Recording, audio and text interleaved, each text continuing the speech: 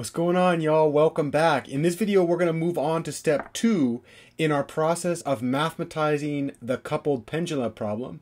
Specifically, we're working to the space where we can turn a coupled pendulum into a standard eigenvalue problem. We just finished breaking up the more complex problem into a less complex problem.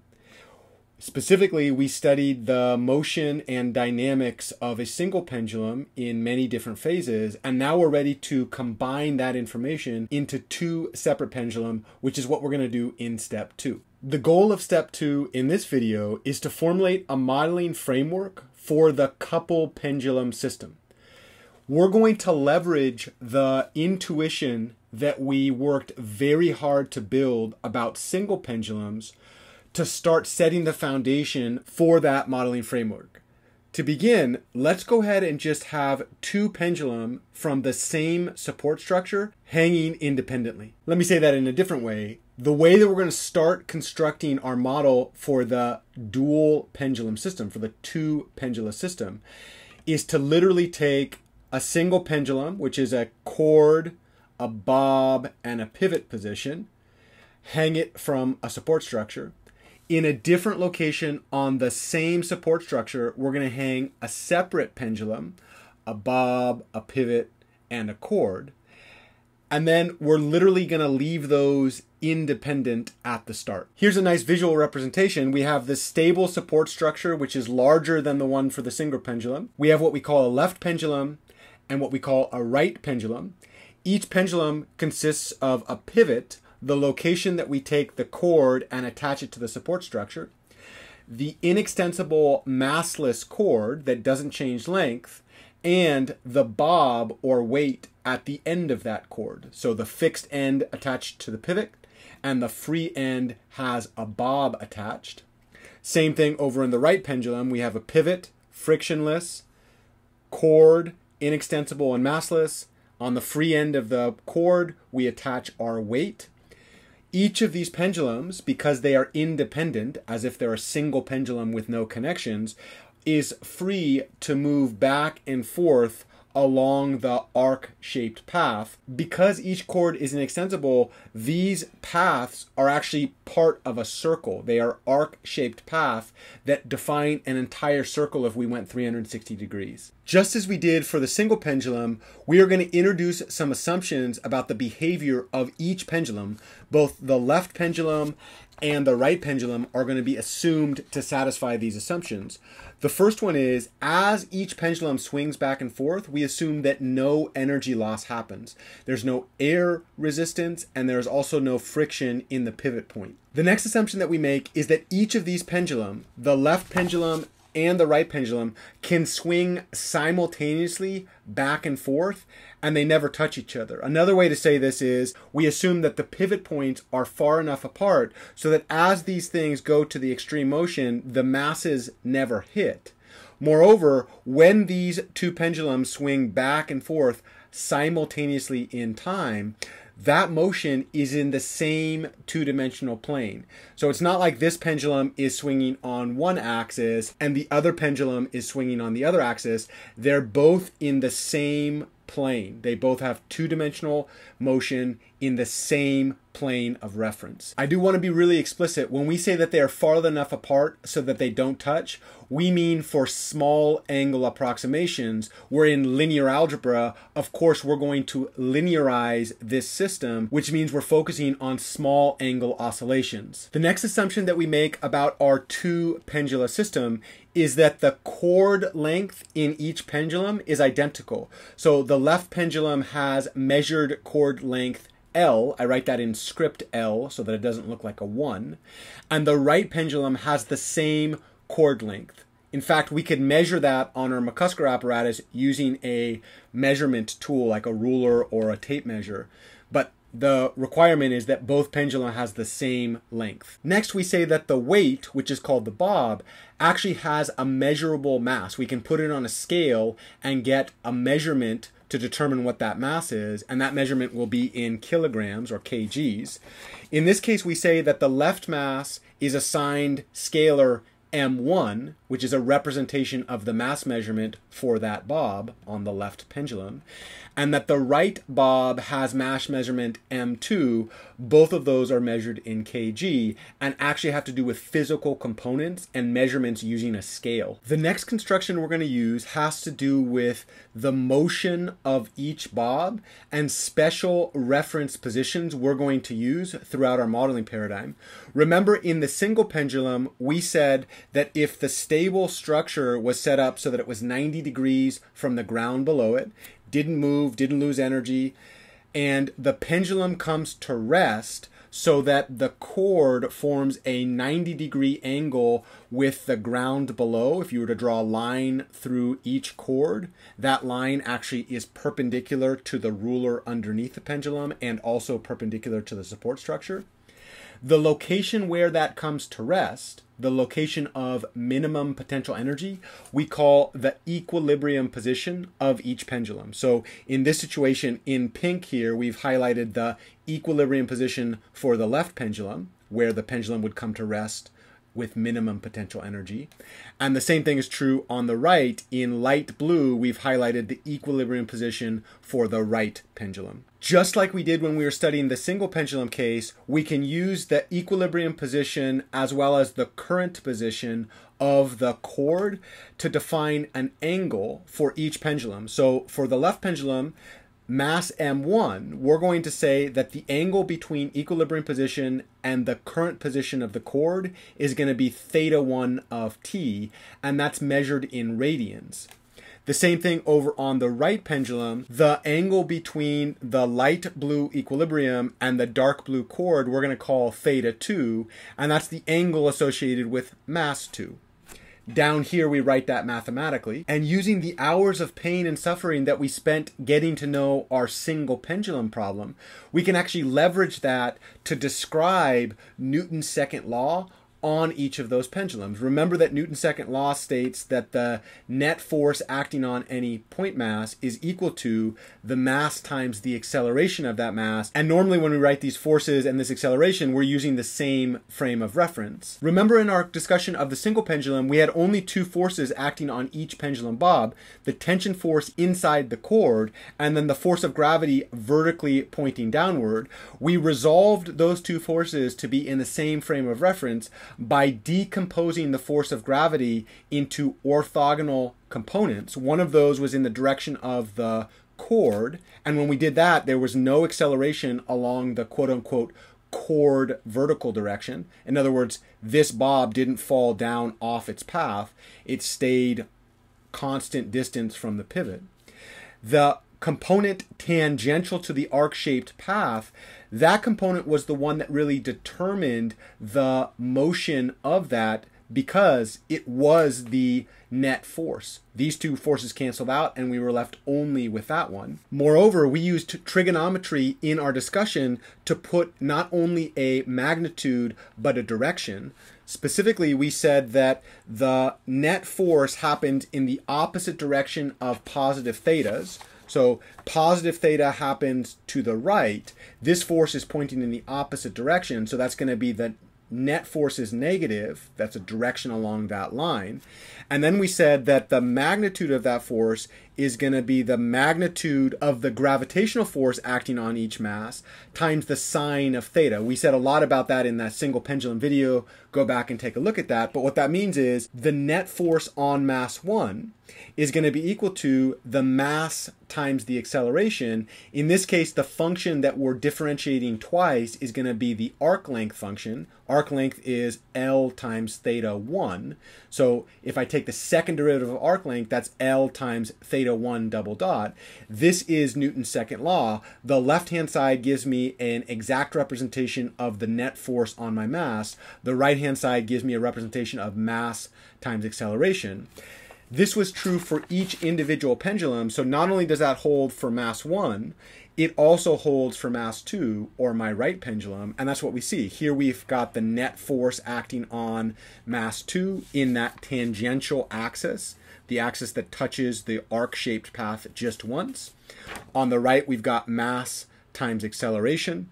the units work out well. And remember, we did some algebraic manipulations of each of those equations to get it into the standard form of the ordinary differential equation that describes pendulum motion. Specifically, we divided by m1, we divided by L, we brought the negative over to the other side. And so for our system of two pendula that are non-connected, that are not coupled yet, these two differential equations actually hide Newton's second law and govern the dynamics individually of the separate pendulum where no connectivity has yet been made. Remember also from our discussion of single pendulum motion that the day that pigs fly is the day that we're going to get an exact solution to both of these equations in terms of elementary functions. Another way to say that is there is no closed form solution in the way that we would expect from calculus to either of these equations. We spent quite some time talking about a way around that problem, which was to linearize pendulum motion. In other words,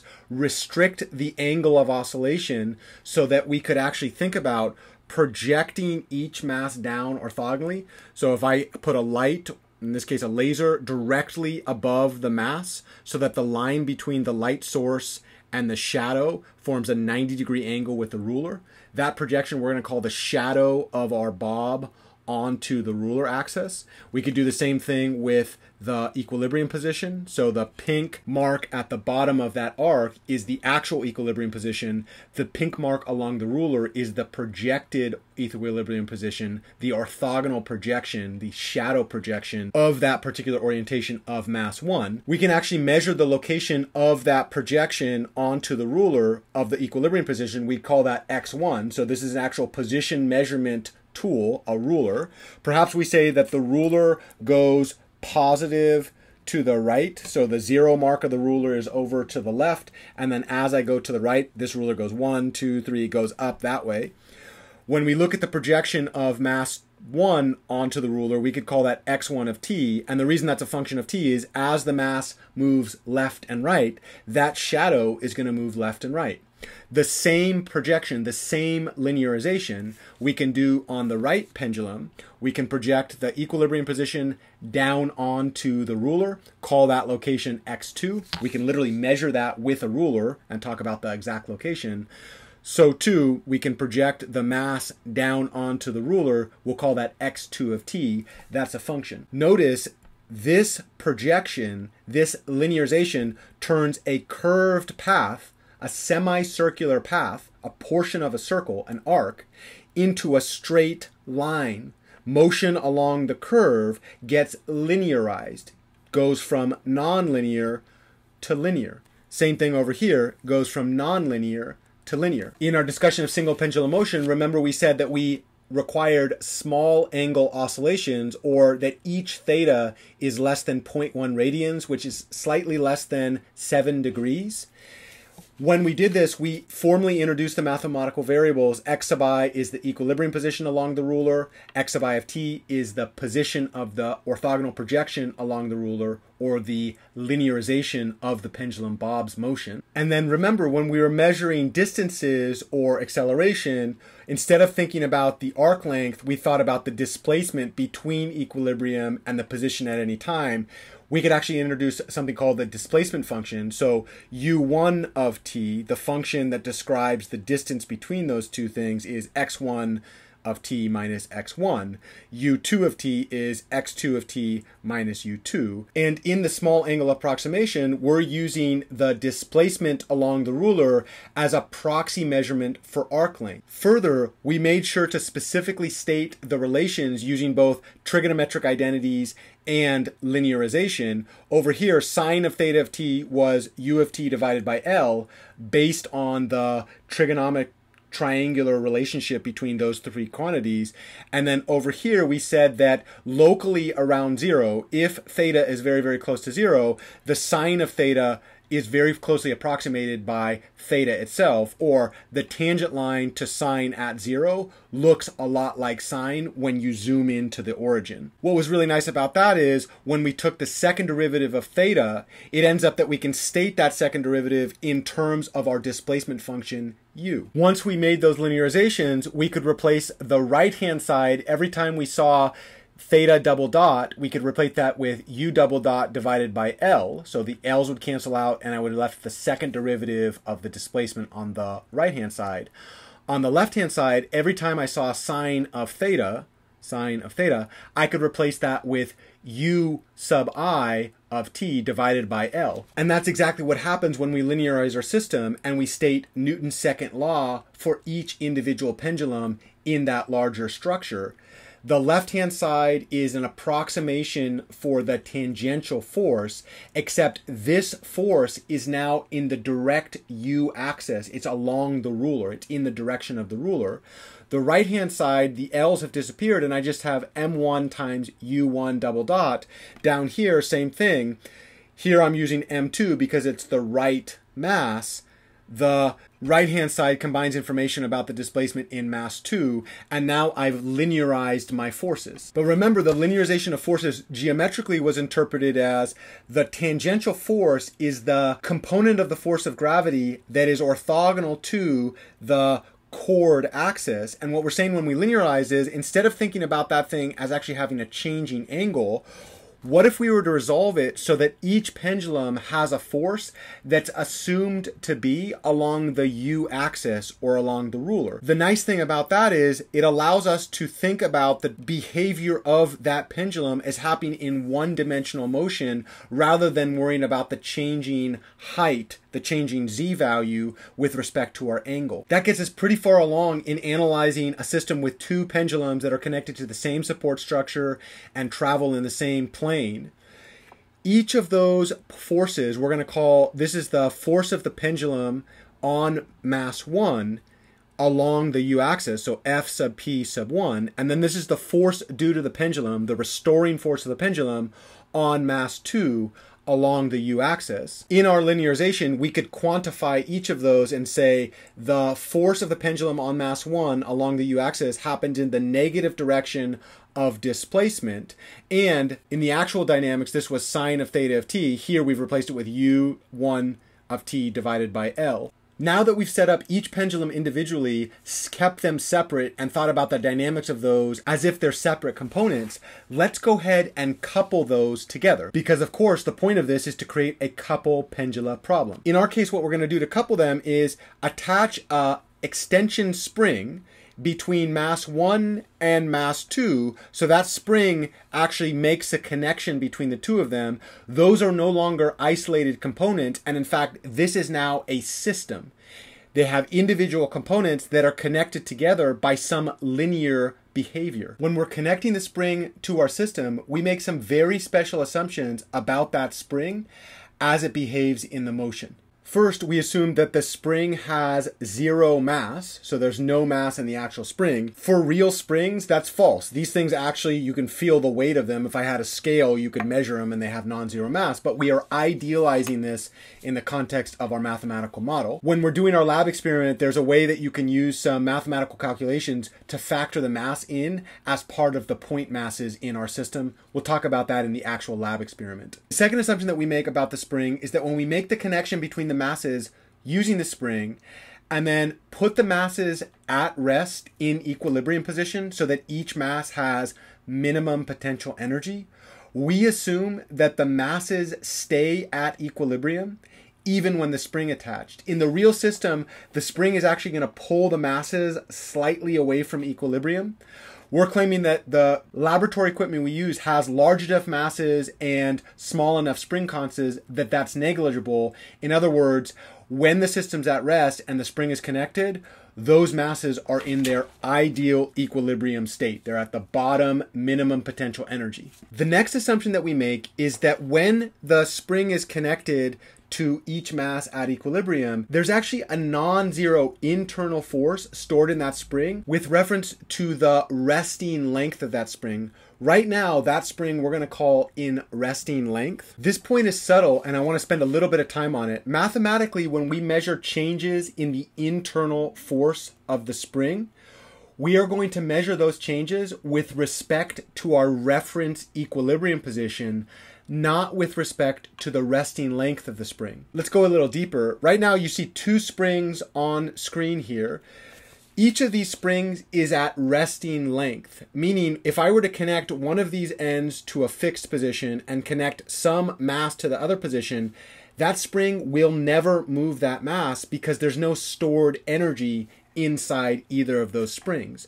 The only chance I have to actually be able to move something using a force is when I load the spring, when I store energy in the spring. In this situation, did you see that? It's a little bit fast on this kind of janky camera. When I load this spring, there is a non-zero internal force when I compare that to the zero force of the resting length. For the purpose of this introduction, we're going to call the resting length, this thing actually has dimensions, I could measure that with a ruler, we're going to call that L sub r, the length of the spring at rest. Remember though, when we connect this spring to our system, we don't use the resting length. We load the spring up with some internal force, with some internal energy, connected at equilibrium. That length of the spring we're going to call L sub e, the length of the spring at equilibrium. And in fact, we can measure that length exactly as x2 minus x1. This ruler is positive going to the right. These two bobs are assumed not to move from equilibrium when we put the spring on. We know that the projection of that equilibrium position onto the ruler is x2. The projection of the left pink equilibrium position onto the ruler is x1. So that means the length of that spring is x2 minus x1 when it's loaded. We'll call that L sub e. Formally speaking, when we connect the spring, if I take this as my zero reference force, so the length of this spring at rest is LR, and then I load it up, I connect it at equilibrium, and the new length is LE, I can actually calculate a net difference between the zero force mark and the loaded force mark at equilibrium. And Hooke's law tells me that that force is directly proportional to the change in length. In other words, Hooke's law says that the new stored force in that spring at equilibrium is going to be K times LE minus LR, which if we've actually loaded the spring in the way that we assume, this is going to be a positive number, that's a positive number. So the equilibrium position actually has a non-zero stored force, but that assumption is only with respect to the resting reference position. We can revisit this visually by thinking about the magnitude of a stored force in the spring when the reference is at the resting length. The reason that I call this magnitude is that this force is unsigned. This spring, this is an extension spring, will never be able to go smaller. Like I can bend it like this, but it doesn't act on a mass in the opposite direction. The smallest force this will ever be able to put on a mass is zero, and it's in the resting position. So when I'm thinking about the length of the spring, the smallest that will ever be is the length at rest. The moment that I start to extend that length, my force grows linearly. That's the idea of Hooke's law. The slope of that line is what we call K, the spring constant. And then eventually I'm going to get to a point where it reaches the length at equilibrium. That's over here. Notice this is a non-negative force quantity. And in this graph, we're aligning the absolute zero force, it can't do any work, along the horizontal axis, and we're aligning the vertical axis with the absolute zero length, meaning that the spring doesn't even exist. All springs have some length. The reason this is important is that most introductions to Hooke's law say that the internal force of a spring is either the positive or negative spring constant times the change in length of the spring. But most physicists introduce this as if the zero length of the spring is the resting length of the spring, and then they measure changes in length with respect to that zero reference position. But I'm going to claim you don't have to do that. You don't have to say that the zero reference position is the resting length of the spring. In fact, mathematically speaking, we can peg the zero reference force in any length that we would like, as long as we are still within the linear paradigm. That's just an affine transformation of the force measurement. What I'm saying in this paradigm is we are going to assume that the internal force of the spring is zero when it's connected at equilibrium. In other words, we're going to say that the zero force is when the left mass is connected to the right mass, the spring is extended, and they are both in equilibrium position. Remember, Hooke's law says that the net change in the internal stored force of a spring is the spring constant times the change in length of the spring. We're claiming that we're going to start at 0, and then the question is, well, what happens as these masses move? What's the elongation when I move away from my equilibrium position? We know that the resting length of the spring is L sub e, and then we also can calculate the new length of the spring at any time t. If I take the right side and align it with my bob at time t, that's going to be a position x sub 2 of t along the ruler.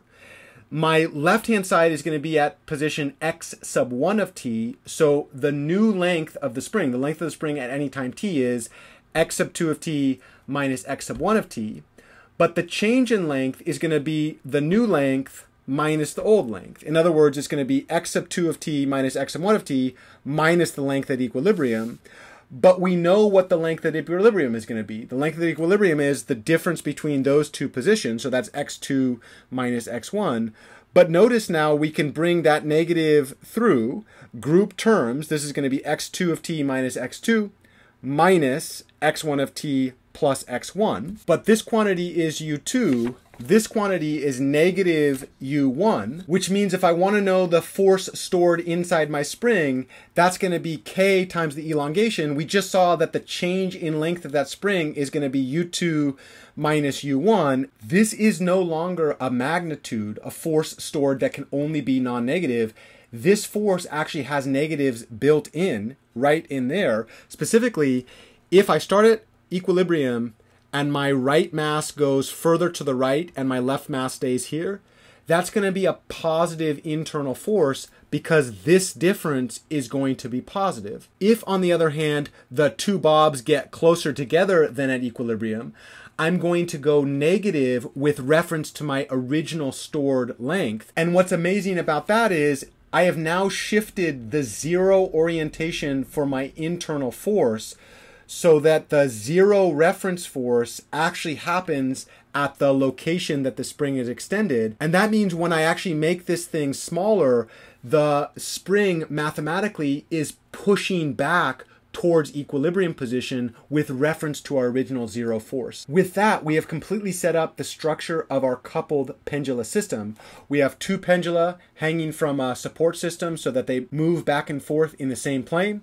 We connect an extension spring that acts as such. We move one of the masses and then we let both masses swing freely, and we want to predict the location of those masses along the ruler underneath. That's the coupled pendulum system that we're going to turn into a standard eigenvalue problem. In the next video, we're going to analyze the forces using our linearization and discussion of our spring, and then we'll derive our coupled differential equations using Newton's second law. I'll see you in the next video.